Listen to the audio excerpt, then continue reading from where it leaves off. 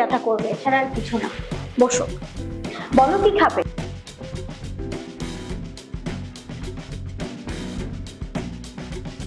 আসসালামু আলাইকুম ম্যাডাম। ওয়ালাইকুম আসসালাম। হ্যাঁ কবি, শোনো, আমি একটু বলেন। বাইরে যাচ্ছি, ঠিক আছে? তুমি বাড়িতে খেয়াল রেখো, কোনো আজে বাজে লোকজন যেন বাড়িতে ঢুকতে না পারে। আসছি। ঠিক আছে ম্যাডাম।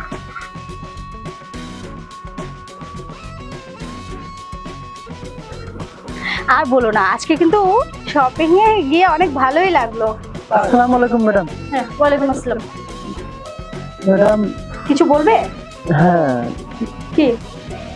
স্যার কি? স্যারকে সেই কৈফিয়ত কি আমি তোমাকে দেব?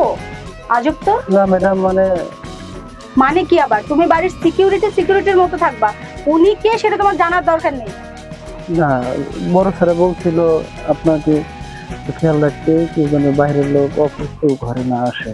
আরে আজব, তোমার স্পর্ধা হয় কি করে? তুমি আমার মুখে মুখে তর্ক করতেছো। আর বাইরের লোক মানে? ও আমার বয়ফ্রেন্ড। খবরদার বলতেছি, আর একটাও বাজে কথা বলবে না। গেট খোলো।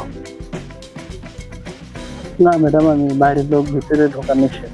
তোমার সাহস হয় কি করে যে তুমি ওকে বাইরের লোক বলতেছো? ও আমার বয়ফ্রেন্ড, বুঝতে পারছো? দারোয়ানের মতোই থাকবা, 2 টাকার দারোয়ান হয়ে বাড়ির মালিকের মেয়ের মুখে মুখে কথা বলতেছো। গেট খোলো বলতেছি, ভেতরে যাবো। ঠিক আছে ম্যাডাম।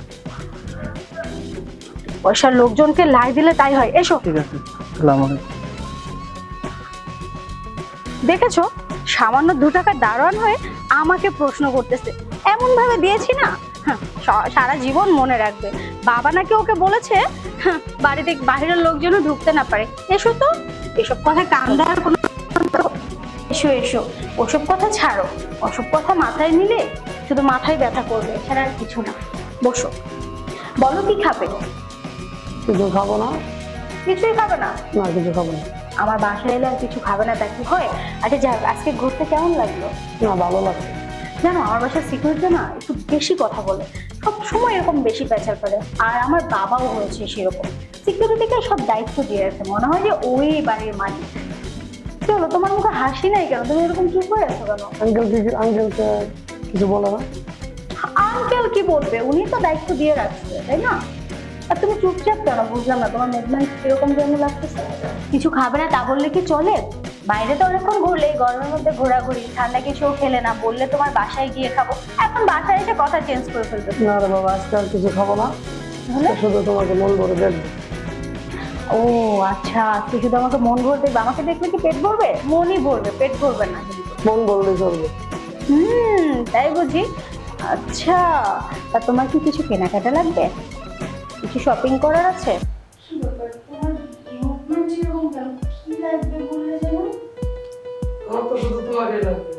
কি উল্টো পাল্টা কথা বলছো? আমাকে লাগবে মানে? আরে আমার আমার শুধু তোমাকে লাগবে। আরে কি সব বাজে কথা বলতেছো? তুমি রুমে আসছি গল্প করার জন্য।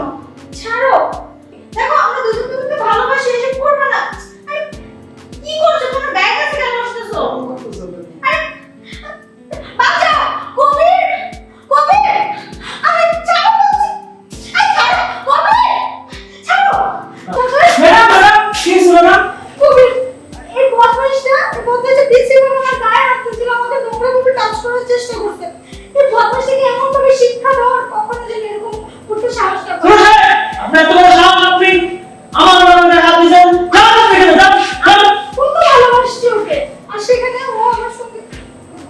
কবির, আজকে তুমি না থাকলে তো আমার সর্বনাশ হয়ে যেত। আমি সরি, আমি তোমাকে মনে করো না, কারণ আমি কিন্তু না বুঝে ওর জন্য তোমার গায়ে হাত তুলেছি। ম্যাডাম, সরি বলার কিছু নাই। আমি বারবার বললাম বাইরের লোক ভিতরে আলাদা যাবে। আপনি তারপর আমার কোনো কথা শুনেন নাই। ওকে আমি অনেক আমার বিশ্বাস কথা শুনলে কি আপনার এই পরিস্থিতির শিকার হতে হয়?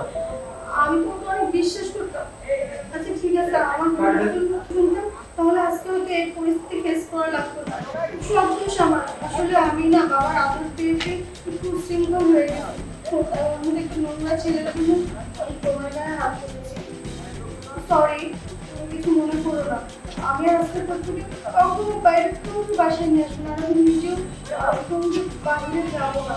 তুমি বাবাকে বেশি কিছু বলো না। ম্যাডাম, তুই তো বলতে আমি তো গরিব মানুষ, জানো না।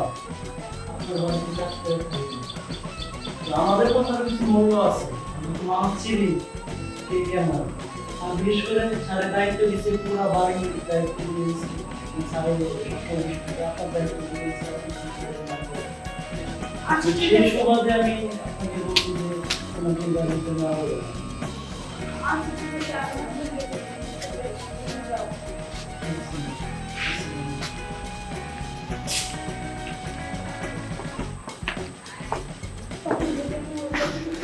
এটা করলো জানেন